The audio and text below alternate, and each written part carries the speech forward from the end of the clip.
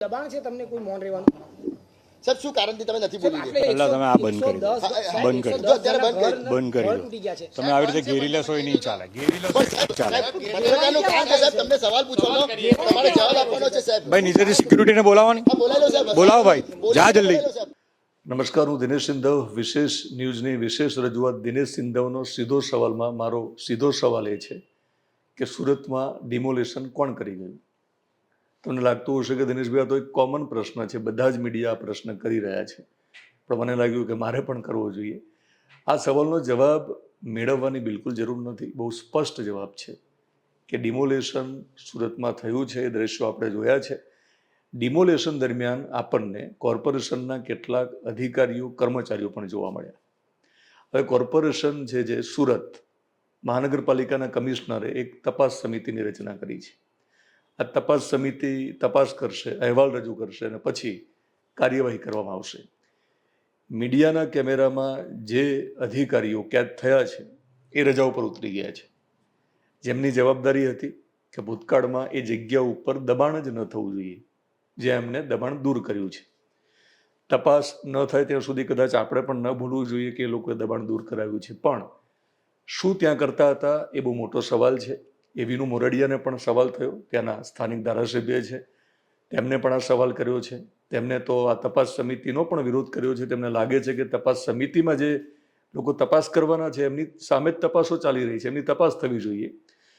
એમને તો મીડિયા સાથેની વાતચીતમાં આરોપ પણ મૂક્યા છે કે આ કેમેરા સામે જે આપણને જોવા મળ્યા છે દ્રશ્યોમાં, જે અધિકારીઓ કોર્પોરેશનના, એ લોકો પૈસા ખાઈને ડિમોલેશનની નોટિસ આપીને ડિમોલેશન નથી કરતા. ડિમોલેશન કરવું પડે એ પ્રકારની પરિસ્થિતિ નિર્માણ થાય છે, એટલે કે જ્યાં દબાણ થાય છે ત્યાં સુધી આંખાડા કાન કરે છે, એટલે બધા જવાબદાર છે. તો એનો સીધો અર્થ એવો થાય છે કે ભ્રષ્ટાચાર થયો છે અને ભ્રષ્ટાચાર થઈ રહ્યો છે. હવે સવાલ એ છે કે ડિમોલેશન કેમ થયું? ડિમોલેશન કેમ થયુંનો જવાબ આપવો જોઈએ, સત્તામાં બેઠેલા લોકોએ આપવો જોઈએ.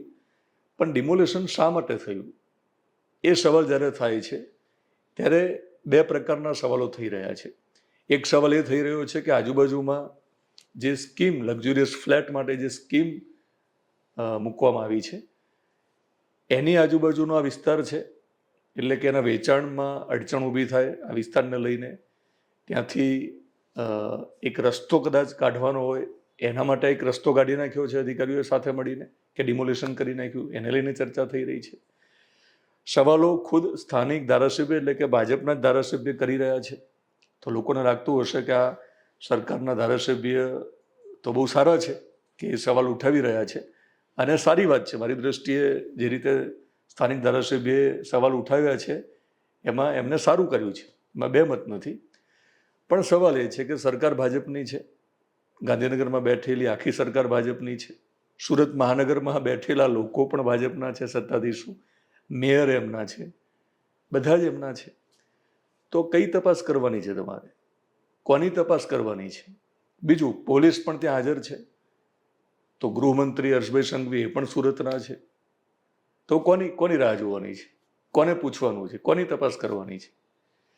તો બહુ સીધો સવાલ મારો એ છે કે ડિમોલેશન કોને કર્યું? તો આ ડિમોલેશન કોને કર્યું આવો સવાલ મારે ત્રીજા દિવસે પૂછવો પડે એ મને લાગે બહુ મોટી નિષ્ફળતા તંત્રની છે.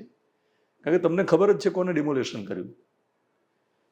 હવે માનીને ચાલો કે સરકાર કોઈ બીજાની હોય, વિપક્ષના નેતા માંગ કરી રહ્યા હોય, વિપક્ષના ધારાસભ્યો માંગ કરી રહ્યા હોય અને મોડું થતું હોય તો આપણે સમજી શકીએ. પણ તમારા ભાજપના ધારાસભ્યો માંગ કરી રહ્યા છે કે તપાસ થવી જોઈએ. કોકે સોપારી આપી છે એવું કહેવામાં આવી રહ્યું છે, કોઈ ડેવલપર્સ તરફથી સોપારી મળી છે એવું કહેવામાં આવી રહ્યું છે. તો હવે આ કેટલા દિવસ ચાલશે? સવાલ મારો એટલા માટે છે કે આ સવાલ ન હોવો જોઈએ, એટલા માટે મેં સવાલ કર્યો છે. તમારે જ કરવાનું છે, તમે જ નક્કી કરવાના છો. તો પછી તપાસ સમિતિની રચના એ મારી દૃષ્ટિએ એકદમ નાટક છે. આ નાટક ન થવું જોઈએ. અને ફરી કહું છું કે ગાંધીનગરની ગાદી ઉપર તમે બેઠા છો, સુરતની સત્તામાં પણ તમે બેઠા છો, ત્યારે આ ડિમોલેશન કોણ કરી ગયું એ જો સવાલનો જવાબ તમને હજુ ન મળતો હોય તો મારા જેવા પત્રકાર માટે બહુ ચિંતાનો વિષય નથી. કદાચ સુરતની પ્રજા માટે પણ ચિંતાનો વિષય નથી, તો ત્યાં સુધી બોલીશ. પણ ચિંતાનો વિષય સત્તાધીશો તમારા માટે છે કે તમારી પકડ કેટલી ઓછી થઈ છે ને એ આનાથી સાબિત થાય છે. અને જો તમારી પકડ અધિકારીઓ ઉપર ન હોય, કર્મચારીઓના ઉપર ન હોય, તો પછી મને લાગે છે કે પંજાની પકડ મજબૂત થઈ શકે ભવિષ્યમાં. કોંગ્રેસ વિમુક્ત ગુજરાત, કોંગ્રેસ વિમુક્ત ભારત, એમાં અમને વાંધો નથી, કારણ કે રાજનીતિમાં તમારે કરવું પડે અને કોંગ્રેસની નબળાઈ હોય તો કોંગ્રેસ ભોગવે. પણ સવાલ એ છે કે તમારા પંજામાં, તમારા હાથમાં જ્યારે સત્તા છે અને તમે જ્યારે જવાબદાર છો, ત્યારે મને લાગે છે કે આટલા બધા દિવસોની રાહ ન જોવાની હોય. ડિમોલિશન કોને કર્યું છે એ બહુ ઝડપથી તમારે જાહેર કરવું પડશે, અને કોના ઇશારે ડિમોલિશન થયું છે એ પણ કહેવું પડશે. એનાથી નહીં ચાલે. અને ડિમોલિશન કર્યું છે એનો મતલબ એ થયું કે ગેરકાયદેસર દબાણ થયું છે. તો ગેરકાયદેસર જ્યારે દબાણ થયું ત્યારે આ દબાણ ન થાય તેની એ જોવાની જવાબદારી કોની હતી? એ કોર્પોરેશનના કયા અધિકારીની જવાબદારી હતી?